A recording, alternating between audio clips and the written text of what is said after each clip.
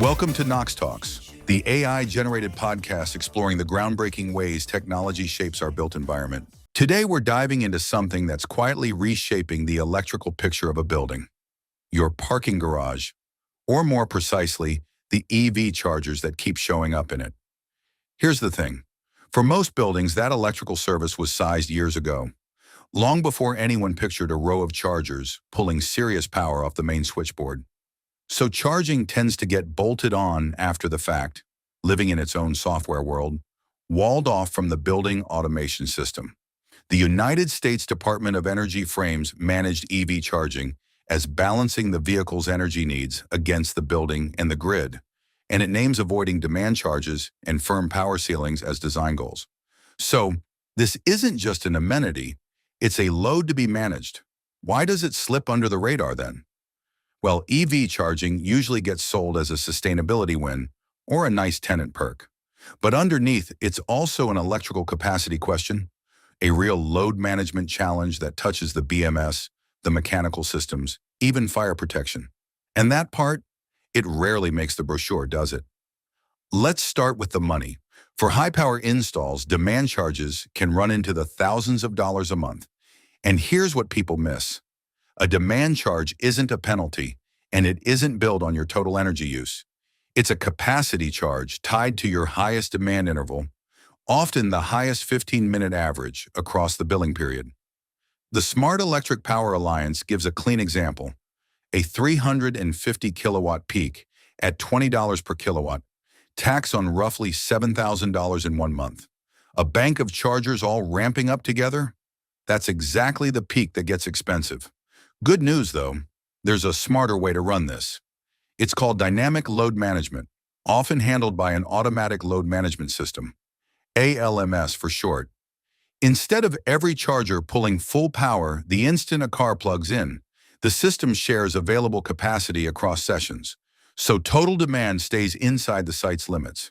Cars charge a touch slower when the building's busy, faster when things quiet down. EV Connect describes it just that way, and points to avoided service upgrades and lower overload risk as the headline benefits. The codes are catching up too. California's 2025 CALGreen provisions recognize these load management systems as a way to reduce the EV charging a building must install. Though, worth noting, some provisions still set a minimum simultaneous capacity per connected charger. That's per the CalGreen Energy Services summary. It's a California rule, not a New Zealand or Australian standard, but it signals where things head. For any of this to work, the load manager has to actually see the building's demand in real time. So make sure it's got a reliable demand signal, whether that's from current transformers, CTs, on the main incomer, a main meter, or a properly integrated energy meter. Now, a nuance on charger software, because this one bites people later. A lot of chargers talk through an open protocol called OCPP, but here's the catch. The Open Charge Alliance describes OCPP as the protocol between charging stations and charging management systems. It's not automatically a BMS interface, so it cuts vendor lock-in, yes, but you still have to specify the BMS or EMS export separately. API, BACnet, Modbus, MQTT, whatever the site needs. Otherwise, that charging load just stays a blind spot. And then there's the wrinkle almost nobody raises. Ventilation and fire. Enclosed car park ventilation was traditionally built around carbon monoxide from engine exhaust. CO monitoring, mechanical ventilation, that whole world. EV fires are still relatively uncommon. But in an enclosed garage, the consequence profile is just different. Thermal runaway can release hydrogen fluoride and other toxic vapors, and there's reignition risk, charger shutdown, smoke control, and access to think about. Belsham Fire in New Zealand frames it as low likelihood, high consequence, and Fire and Rescue New South Wales lists detection, automatic shutdown, emergency ventilation, sprinklers, and access to plan for. The takeaway?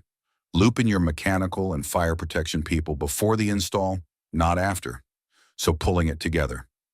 3 things to carry out of this.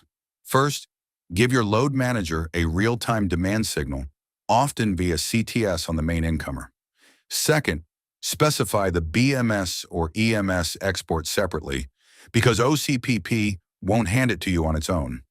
And third, bring the mechanical and fire side in early because an enclosed garage changes the fire picture. Treat charging as a managed building load, not a bolt-on amenity, and it stops being the thing that might trip your building and becomes just one more system you actually control.